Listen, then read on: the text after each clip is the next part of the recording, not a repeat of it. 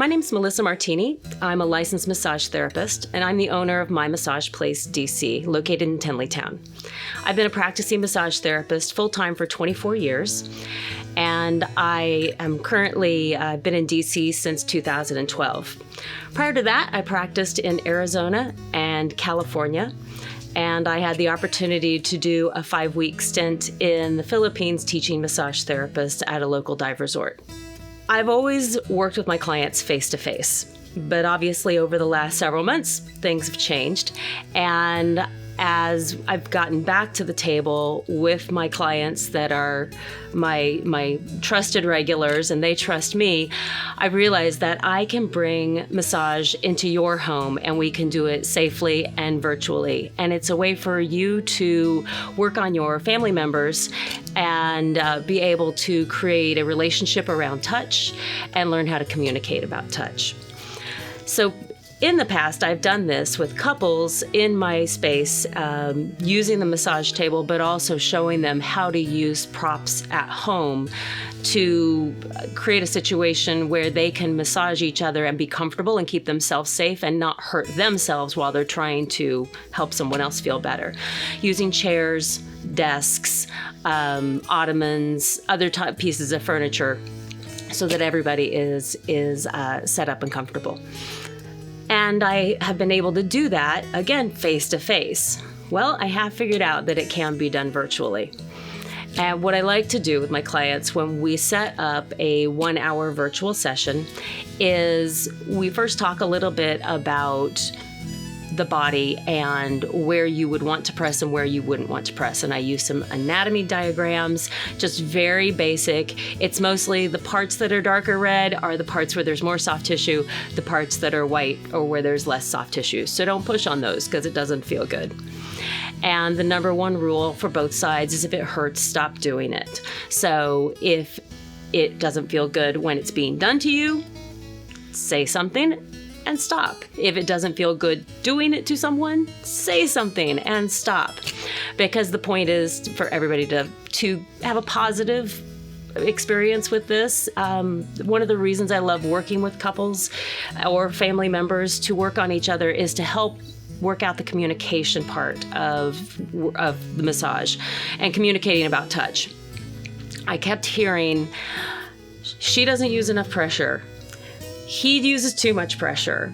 I get tired, or I kept hearing these themes over and over and over, and I knew that there was a way that I could address that for people, and it had so much more to do with communication than it did about any sort of techniques. And I always tell my clients when they come in for a massage lesson that you're not recreating a Melissa massage. That is not the point here. The point is for you two to figure out how you can use touch at home to deal with maybe sleeplessness or muscle soreness or pain relief.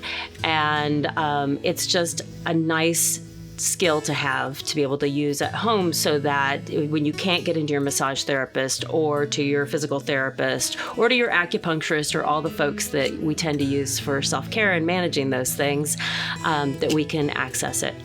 After we talk a little bit about anatomy and the basics of where you do and don't want to touch, then we go into a little bit about, I call it negotiating. Who wants to get massaged?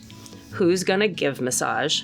Why you want it, how long you're going to do it, because that's really important to create an expectation of how long is this going to last. And that helps folks not get frustrated or fatigued and also know that there is an end point, and to communicate about that to make sure it's like, okay, are we done now? So from there, we'll talk about where you're going to set up, and also where you're going to massage. What part of the body are you going to be working on? So it's very common for people to have neck and shoulder issues. And oftentimes my clients they fatigue their hands because they just do this over and over and over and over and over on the shoulders. My hands would get tired and sore if I did that all the time. So I teach you ways to use different parts of your arms and hands and to place them in a way so that you're going to be able to apply pressure that is the right pressure for the person you're working on, and that also you're not going to overly fatigue yourself. The number one thing I say about touch is slow down. There hardly has to be any movement at all when you are applying touch, when you're trying to create some sort of soothing or reduce muscle soreness or address pain. And there's great chemical and electrical things that happen when two people touch. And right there from the get-go, you're getting a benefit out of the touch. It doesn't have to be very skilled. You don't have to have a ton of experience behind it or know the right way to do this or that or the other. You just touch and you've already created some effect, and a positive effect.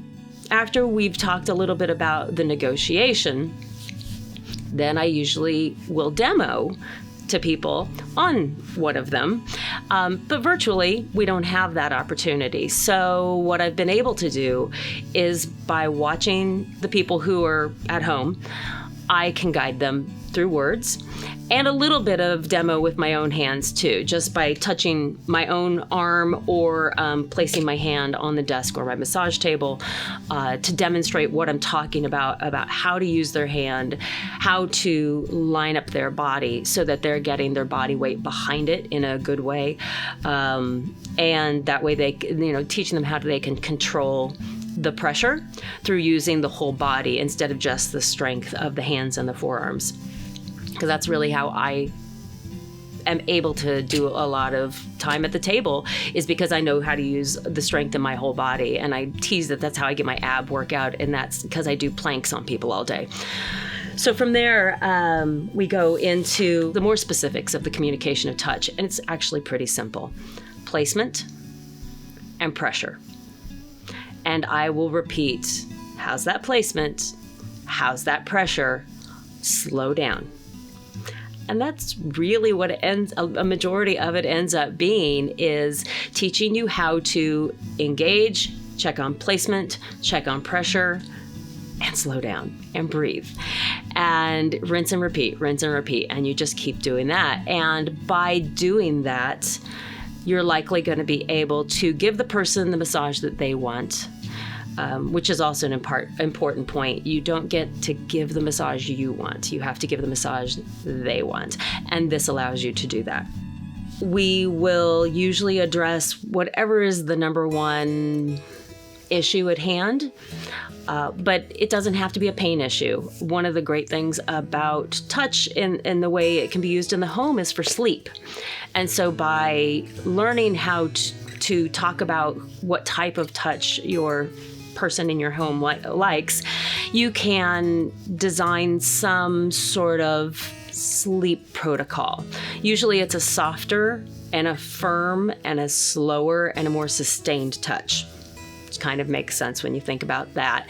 And that's what would help someone sleep and hopefully sleep more soundly. If you were going to address muscle tension or muscle soreness, it's usually a press and release. And again, slower than I'm doing right now, but more diffuse. When you're dealing with pain issues and trying to alleviate pain, usually your pressure is going to be a little more specific. It might be a little more sustained, and it might be deeper. It might be a little more intense. But again, you're always checking in with placement and pressure. Take a breath and slow down. There's a variety of ways that you can set yourself up in the home to provide massage and pressure so that you're not working harder and the person's also not having to work to counter your pressure. Usually I just say take any soft surfaces out of the equation because your pressure is going to sink into that soft surface and it's kind of wasted effort. I think it's okay to use a mattress or a futon, bed, that kind of thing, is face-up work, actually, and working the shoulders and the neck, because then the person can lay out and they're comfortable, but you get to use the weight of the shoulders and the weight of the head to do a lot of the work, and you're not wasting your energy by pushing down into a soft surface. Also, trying to apply pressure to somebody who is on a mattress or futon or on the floor. If you're crawling around trying to work on them, your knees are going to hurt. It's just a little bit of a challenge. So there's some really distinct ways that I can help you figure out what you've got in your house and how you can utilize those to set folks up. A desk and a pillow and a stool are a really great setup to get to somebody's back, because it alleviates that crawling around component or smushing somebody down into mattresses. There's several things that you can edit completely out of Massage at Home. You don't need any massage products. You don't need oil, lotion, anything like that. You don't need schmoopy music. You don't need scented candles. Honestly, turn on some music, turn on a TV program, or just do it a short enough term that you don't need to feel like you need a bunch of accessories and to set a mood. Because the more accessible you make it, the more often you're going to do it. If there's this big production and setup, you're just going to be less likely to do it with any sort of activity. And also, I have learned a trick that if you turn on a good movie or a TV show, the person who's giving the massage is likely to massage longer. So that's a nice way to negotiate that, to take away that "are we done yet" part. The entire time I encourage people to ask questions, but definitely towards the end, it's like, did you get what you needed out of the session? Do you have any questions? Did I go over anything too quickly? And oftentimes that'll be an opportunity for folks to talk about more specific issues. Maybe they have a running injury, or they're sore from being at the computer too much, which is really common these days. And that's another reason I wanted to open this up, not just to couples, which is where I've mainly focused, but to bring the kids into the situation too. I've shortened the duration. It's an hour, so that everybody can hopefully keep their attention, and I can keep you reasonably entertained and engaged long enough that you can practice on the kids can practice on you. So it really can be used throughout the entire family. And once everybody knows the placement, pressure, slow down, it's really an easy format to take to pretty much anybody of any age in the family. So if you're interested in scheduling a virtual massage lesson, you can get a hold of me through My Massage Place DC. Check out my website. I'll have information up there. And you're going to schedule with me directly rather than using the online scheduling system. So you can email me, you can call me, you can text me, and we can set up a time that works for everybody involved. And just set aside an hour. We can use a variety of different formats to connect with one another, Zoom, FaceTime, etc. And I find it's good to do it on a laptop rather than a phone, so that you're not having to manage that. So I wanted to thank Tenleytown Main Street for giving me this opportunity to reach out to everybody in the Tenleytown area and the surrounding areas. And it's really been a great opportunity. They've been a great support. I've enjoyed so much volunteering with them and participating in all the face-to-face events that they've had over the past 3 or 4 years now.